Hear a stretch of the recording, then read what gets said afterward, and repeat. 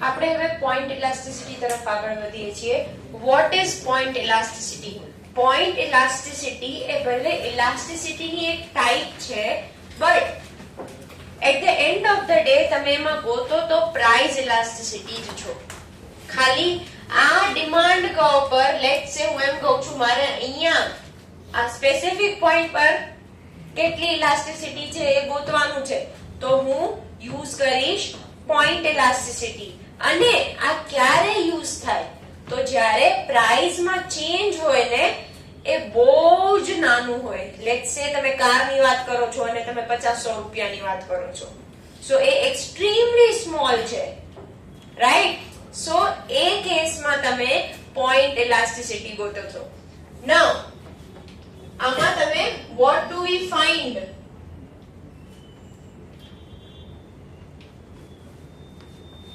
તો price elasticity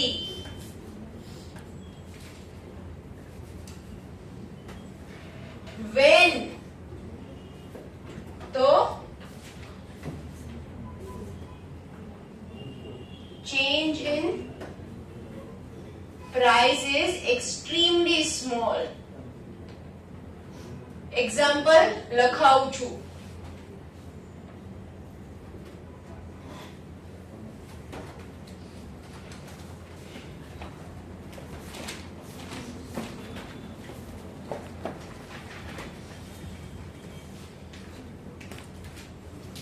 iPhone તો ₹50 change.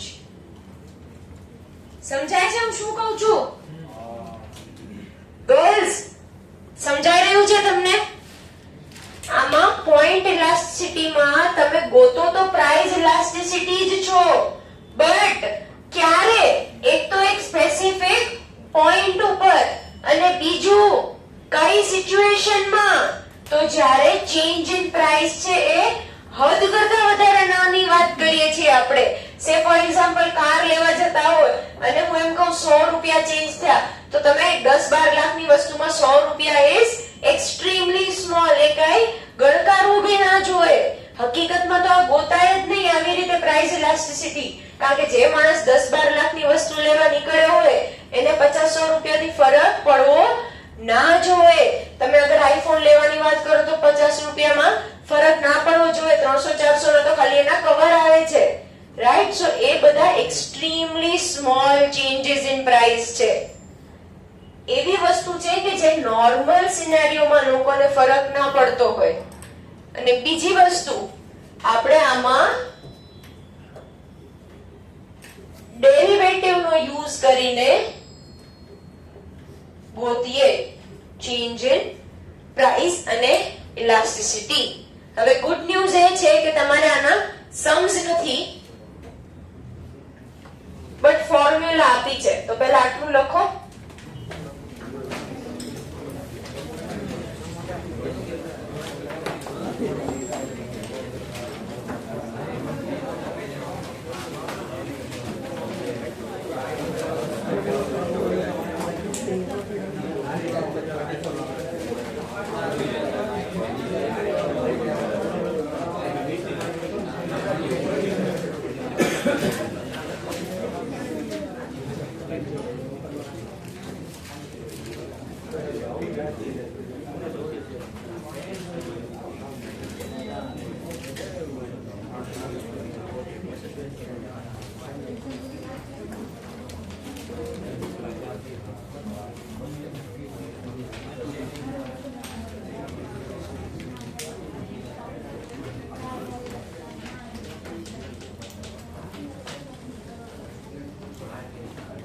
Point R K આ પોઈન્ટ પર આપણે પોઈન્ટ ઇલાસ્ટિસિટી ગોતીએ છીએ ડિમાન્ડ કર્વમાં. એ એક્ઝામ્પલ કરીને, એટલે તો નામ છે એનું પોઈન્ટ ઇલાસ્ટિસિટી. નામ એમાં જ તો ડિરાઈવ થયું છે કે ડિમાન્ડ કર્વના એક સ્પેસિફિક પોઈન્ટ પર તમે ઇલાસ્ટિસિટી ગોતો છો.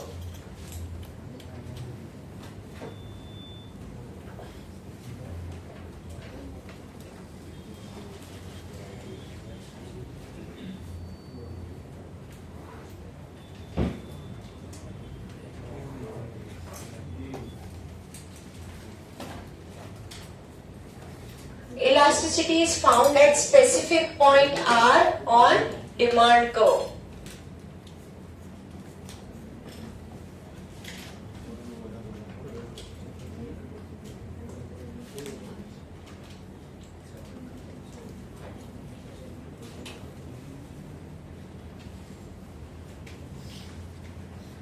માઇનસ dq છે. d એટલે ડેરિવેટિવ, ડેરિવેટિવ નું d છે.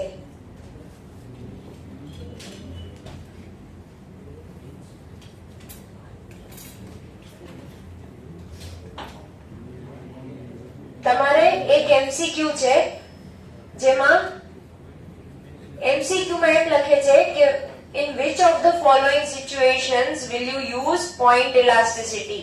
એમાં બીજા 3-4 ઓપ્શન છે, 3 અને એક ઓપ્શન આ છે કે car when there is 100 rupees change. આ તમારા મોડ્યુલના MCQ નું એક્ઝામ્પલ છે. આ કાર ને 100 રૂપીસ ચેન્જ વાળું. સો તમે અમાઉન્ટ થી સમજી જાઓ કે આપણે પોઈન્ટ ઇલાસ્ટિસિટી ની વાત કરીએ છીએ.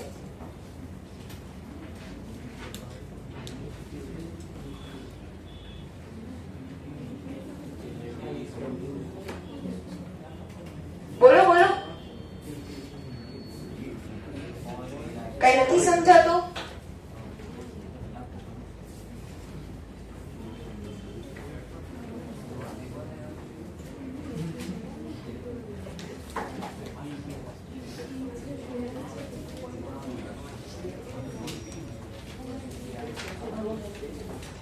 Elasticity is found at specific point, પછી કોમા કર્યા છે, સિંગલ કોમા r. r આની વાત કરું છું, આ r એટલે આપણે આ r પર elasticity ગોતીએ છીએ એટલે it is point elasticity, point r M. pt એટલે point.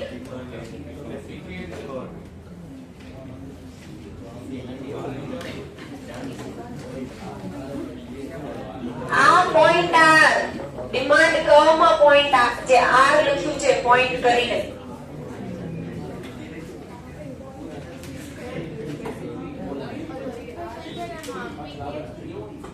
હા, minus dq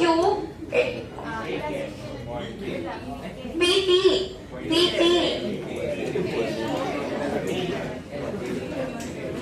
it's point elasticity.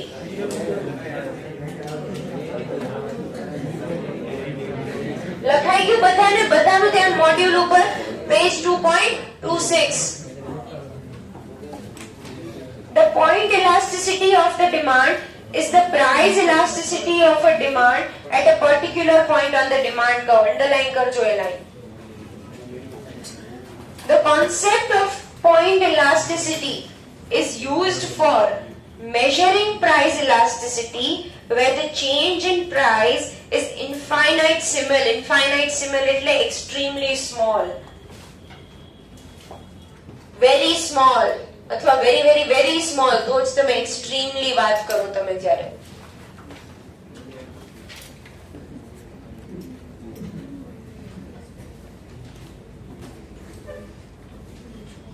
Price elasticity is a key element in applying marginal analysis to determine optimal prices. A underline કરજો.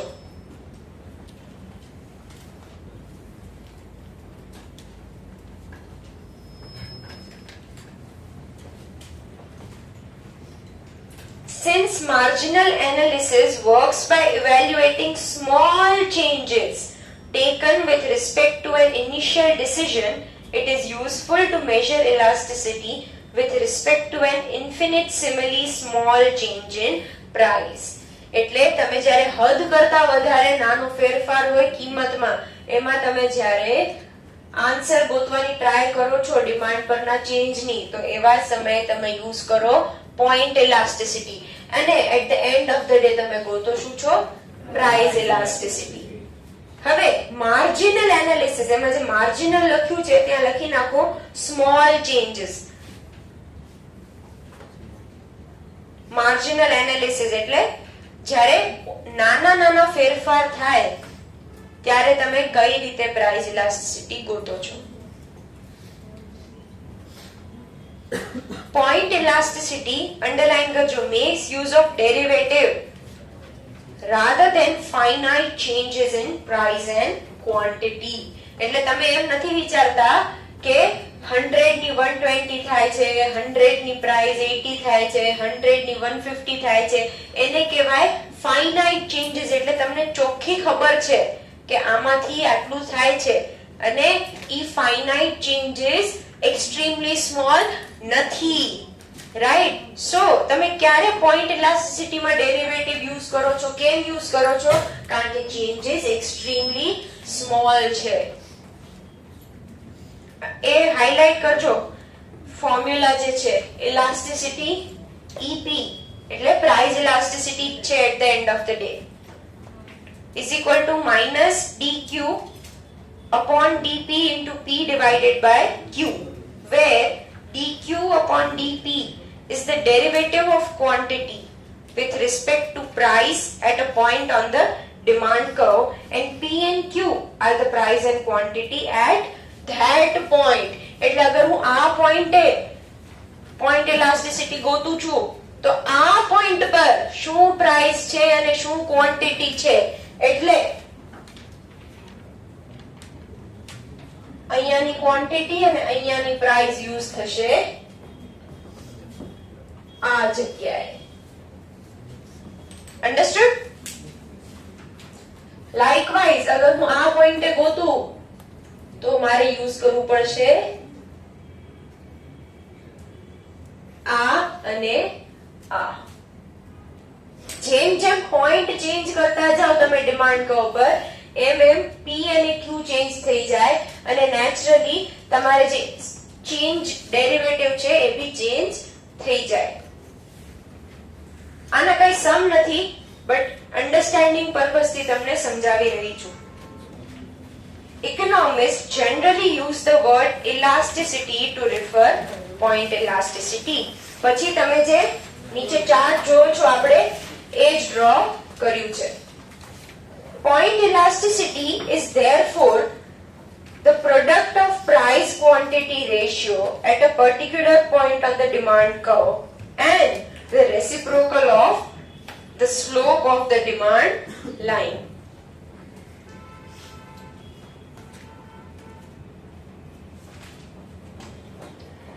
હવે next topic જે છે એ linear demand curve ની વાત કરે છે. આપણે બેઝિક આઈડિયા લઈ લઈએ. આ લખાઈ ગયું ને બધાને?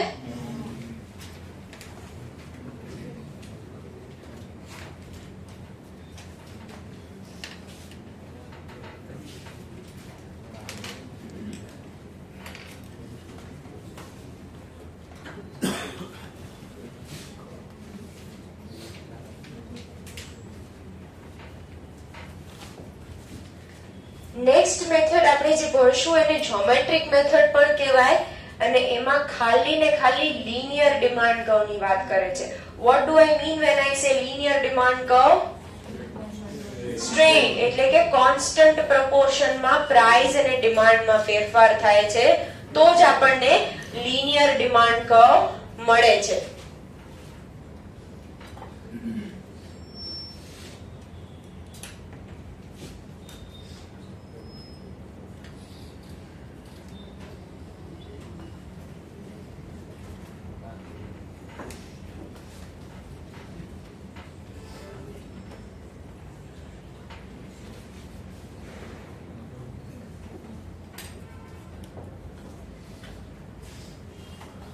હવે આની બેઝિક ફોર્મ્યુલા છે lower segment divided by upper segment.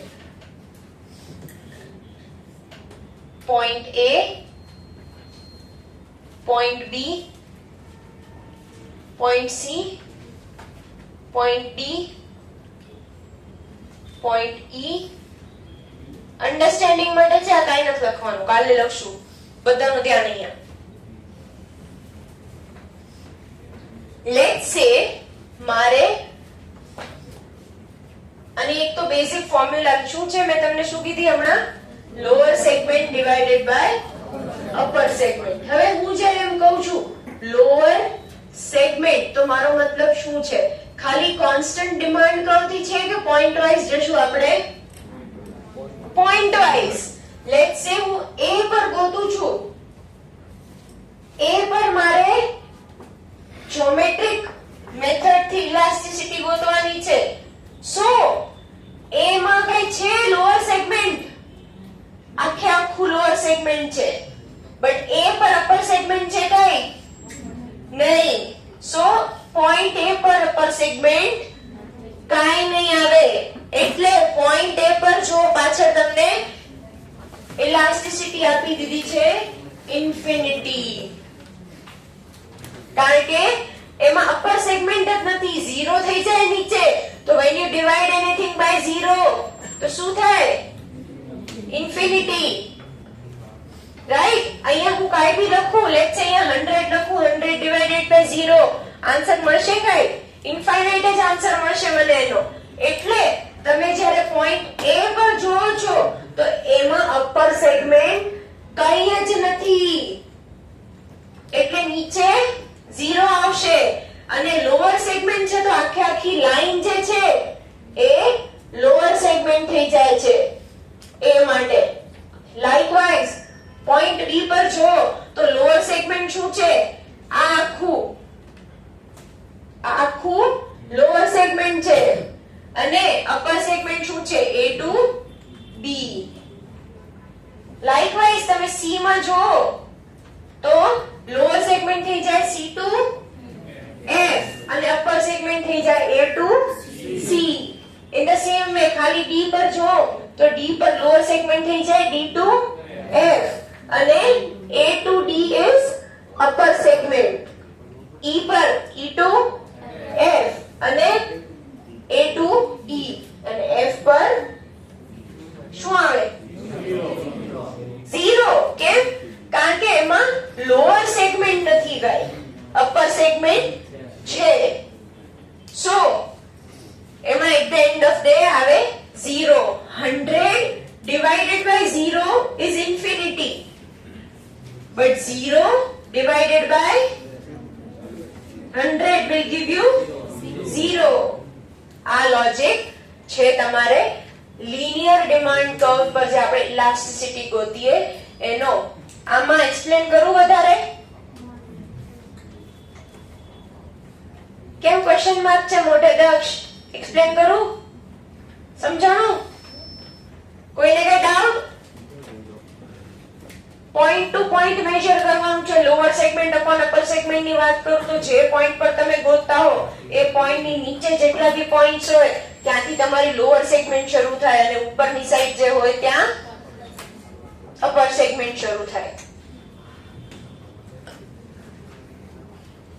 વાંચી લઈએ, લખશું કાલે.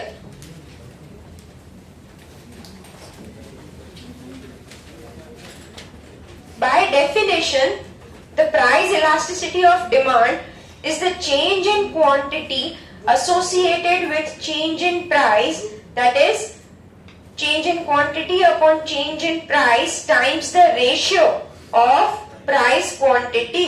આ શું કીધું તમને? ખાલી ફોર્મ્યુલા ને વર્ડ માં કીધું. આ ફોર્મ્યુલા છે into P upon Q. આ જ ફોર્મ્યુલાને સેન્ટેન્સ ફોર્મમાં કન્વર્ટ કરીને તમને લખ્યું છે, બીજું કાઈ ફેન્સી નથી લખ્યું. લખી નાખો ને, આટલું લખી નાખો કે ઈની જ ફોર્મ્યુલા ખાલી સેન્ટેન્સ ફોર્મમાં કન્વર્ટ કરીને કહે છે તમને.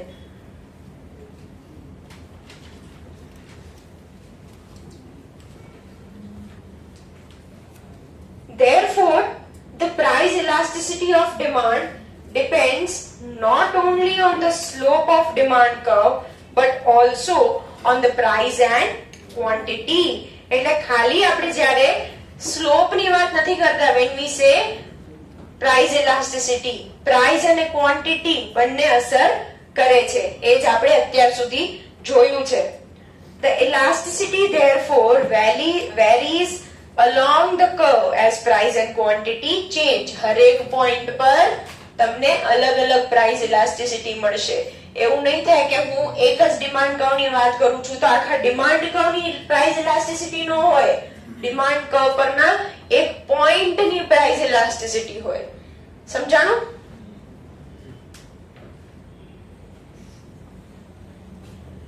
એ અંડરલાઈન કરજો. The slope of linear demand curve is constant. અને એના પહેલાની line B.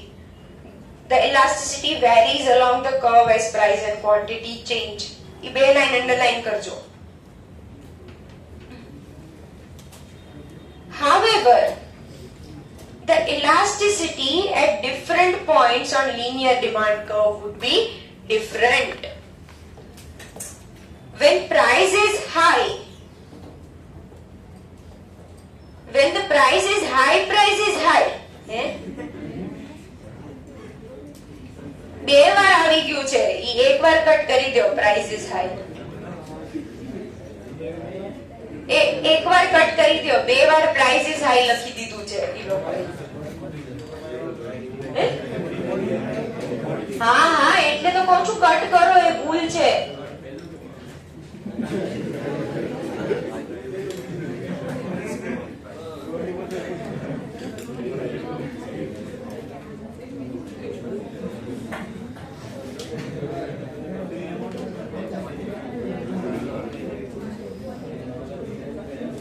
When price is high and quantity is small, elasticity is high. The elasticity becomes smaller as we move down the curve. એટલે પહેલા તમે જોશો તો અહીંયા તમને આ રેન્જમાં હાઈ ઇલાસ્ટિસિટી મળશે. જેમ જેમ તમે આ સાઈડ મૂવ થતા જશો એમ એમ ઇલાસ્ટિસિટી ઘટતી જશે. અહીંયા ઇન્ફાઇનાઇટ છે એટલે it can go up to any point, અને જેમ જેમ નીચે આવો છો એમ એમ અહીંયા ઝીરો થતી જાય છે. અન્ડરસ્ટુડ? એ બી અંડરલાઈન કરજો. The elasticity becomes smaller as we move down the curve. Given the straight line demand curve, આ લોકોએ શું કહ્યું છે? ડિમાન્ડ કર્વ ને નામ આપ્યું છે સ્મોલ t અને પછી capital T. Given the straight line demand curve, point elasticity at any point r, at any point એટલે ગમે એ point, ઈ લોકોએ r નામ લીધું છે, આપણે અલગ અલગ point ના નામ લીધા છે a b c d e f. At any point can be found by using the formula lower segment upon upper segment. Using the above formula we can get various points on the demand curve. ત્યાં પાછળ જો આપણે જે જોયું એ છે એનું determination આપણે કાલે જોશું કે કયા લાઈન કર્વ કયા પોઈન્ટ પર કેટલી ન્યુમેરિકલ વેલ્યુ આવે. અત્યારે આપણે ખાલી એટલું જોયું કે સ્ટાર્ટિંગમાં ઇન્ફિનિટી આવે, જેમ જેમ નીચે જાવ એમ એમ ઓછું થતું જાય અને એન્ડમાં થઈ જાય 0.